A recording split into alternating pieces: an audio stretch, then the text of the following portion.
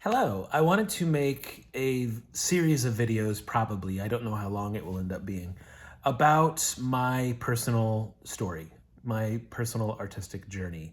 And I want to tell this not because I think that my story is especially important or anything, but because I think there's probably lots of elements that you might relate to if you yourself are an artist in some way or who has been pursuing some kind of vision or dream over any amount of time. I think there might be parts of my story that you relate to. So I'm going to tell you the whole thing. I get asked this a lot on TikTok and Instagram, if you know me from there, about what I was doing before my TikTok and Instagram blew up, and maybe what led up to it happening. So this is going to be that whole story in multiple parts, probably. And also, I want to say that if you're watching these videos I'm making about pursuing artistic things and creativity and stuff, that I think it's really important. A lesson that I learned is that you can't imitate someone else's path. You have to blaze your own path, your own unique path. So the parts of my story that I'm going to tell you are probably not repeatable. I think it's important, especially if you're a younger person, you might look to someone's story that has already gotten to a place that you'd like to be in, and you might be imagining that you can somehow like reverse engineer what they did for you, and that doesn't work. I've tried that in my life. I'll tell you about it.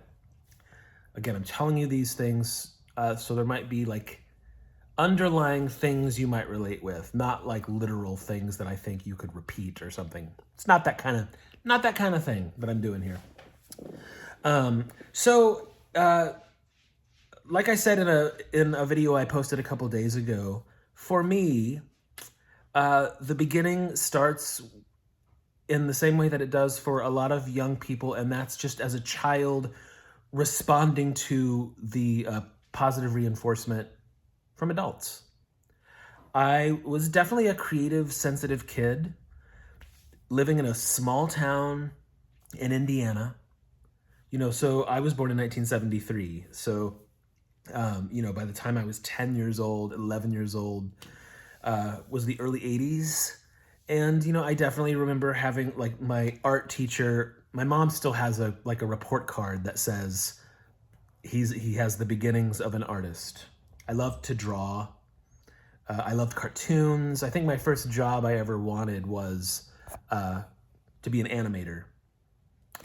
Or draw comic books or something like that. I drew all the time. I'm not especially a good artist in that way, like a drawing way to this day. But that was kind of the first thing I was responding to. My kindergarten teacher said I was good, and it felt good. It's innocent. That's where children begin. I was in the band. I started doing school plays, and being on a stage felt good. Getting that attention felt good. It really sort of compounded for me in church. And I think this is true for a lot of people.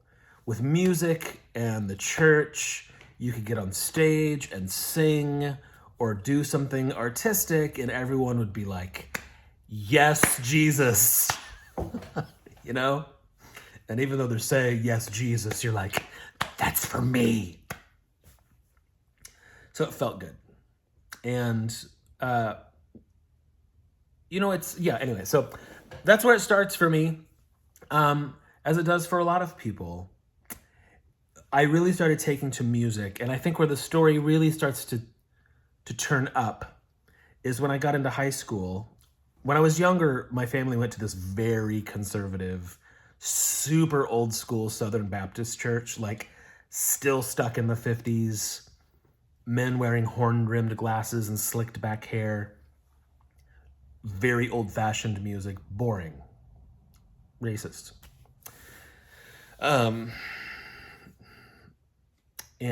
Small town, Indiana, early 80s, church stuck in the 50s.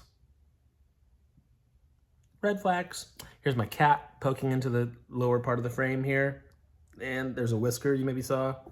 He's going away. Okay.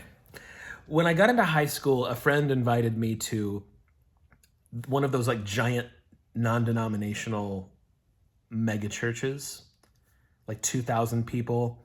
And the worship band was a rock band, and I'd never seen anything like that. And I wanted to be a part of it. I was so drawn to it. And I immediately started going to that church full time. It was very music based. Tons of musicians went there. And there was this band that was considered like one of the main ministries of the church. It was called After the Fall. And I'd never seen anything like that. I wanted to be in After the Fall, and I succeeded very quickly. They asked me to play guitar in After the Fall. And that was my first taste of like being in a rock band. That's not totally true. I did some other small garage band stuff, but this was the first time it felt real. And this is so ridiculous. Like looking back, that band, like now I know if you're in a band, you just go to the club and you set up your equipment and you play. But After the Fall set up like everything from scratch, like a full-on stage, giant sound system, smoke machines, lasers, explosions. There was a couple times we had pyrotechnics. Like we were trying to do like full MTV band experience for Jesus. So unnecessary. Like it was like an all day, all night setting up and tearing down, way over the top. That was my first exposure to that. And it's my cat sneezing. He's feeling fine. He's getting over a cold, but he's good. So that began the wheels really turning to me thinking, this is what I'm going to do with my life. I'm going to be a rock star for Jesus. In all of my early years, I kind of set out on this course to get a record deal, but a Christian record deal, because that was my whole life. That was my whole, realm of possibility. Christian record deal. So I went through multiple bands, lots of delusion, and I don't mean this in the sense of like talent or anything like that. It's just that's a weird little world to start in, like super fundamentalist Christianity, Christian music, rock band. Like it started me off in a weird place. And I chased that for a long time. I'm going to wrap this video. This is going to be kind of part one. It really starts to shift when, in my late teens, I start realizing that I'm gay, and I can't admit that yet, but that's a game changer in this world. And eventually I ended up going to college. I didn't particularly want to go to college, but it was an escape from my small town and the fundamentalist Christians who had like a stranglehold on my heart and my life. I went to college and I enrolled in theater, the theater department, musical theater. And it was an escape. It was completely an escape.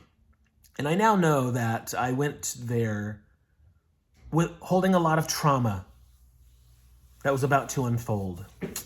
That's part one. We'll pick up with part two tomorrow. Thanks, bye.